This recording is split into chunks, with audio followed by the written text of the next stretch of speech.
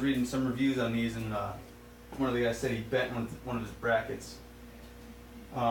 He said he later realized that his loader was able to lift about 4,000 pounds. It was like an older tractor, and he was surprised to see that it could lift that much.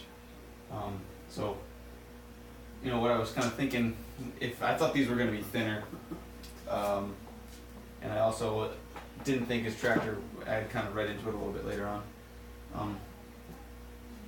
What I was going to do is actually just cut slots lengthwise down this. So I think you could still use them even if you have a tractor that's substantially stronger than mine. So what I was thinking about doing is just cutting slots lengthwise down here, like into this part, because I'm assuming, I didn't see photos of it or anything, but I'm assuming it bent kind of in this area. You know, this is you know, all triangulated or all welded in there. So if I cut a slot lengthwise down here and welded in like a gusset that was, you know, it had an angle on the front, it was about 1 inch or so wide. Obviously it couldn't get in the way of this movement here. So we'd have to stick it right about here. So about 1 inch or so in. I mean, this is way up out of there, so keep it below that, that'll get stuck. You might even be able to scooch in 1.5 inches. And then you could probably also do a short one here, because then this one's going to hit that. Just to strengthen up this section. And then on this side looks, actually, it would depend on how you wanted to unlock this.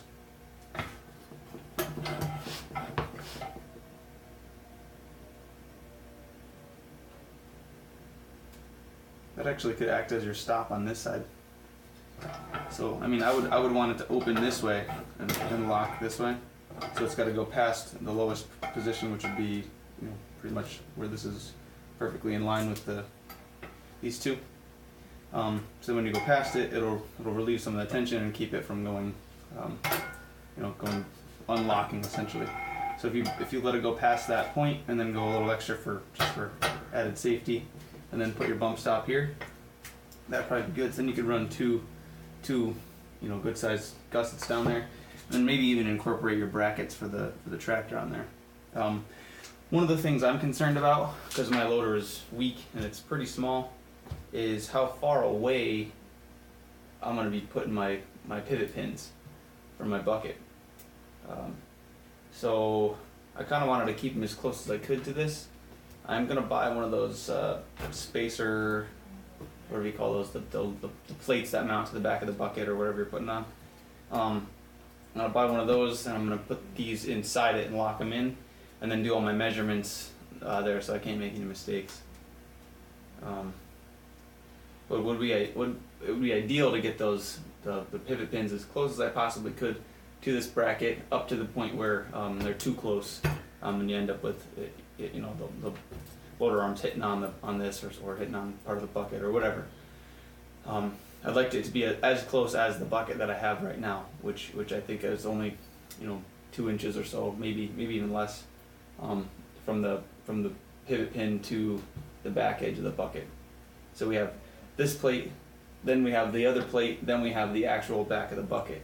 So we're already going to add another, you know, let's say half inch to that. So if I can cheat this a little closer and I can still get full rotation on everything, I'm gonna try to do that. I don't know if there's enough room for all this stuff to move in here though. Like, I don't know if my loader arms are gonna end up like right in line with this. I'm hoping that they end up out here and my pins fit. I may modify this assembly to just shorten this all the way up if this is gonna get in the way.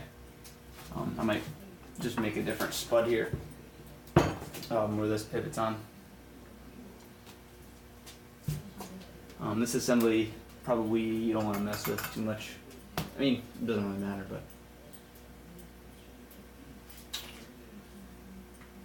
yeah, I'm really dying to see where this is going to end up. I'm hoping I can keep that nice and close. And these are pretty heavy, too. I think somebody said they weigh 40 or 50 pounds each, something like that. I'll weigh them later, find out.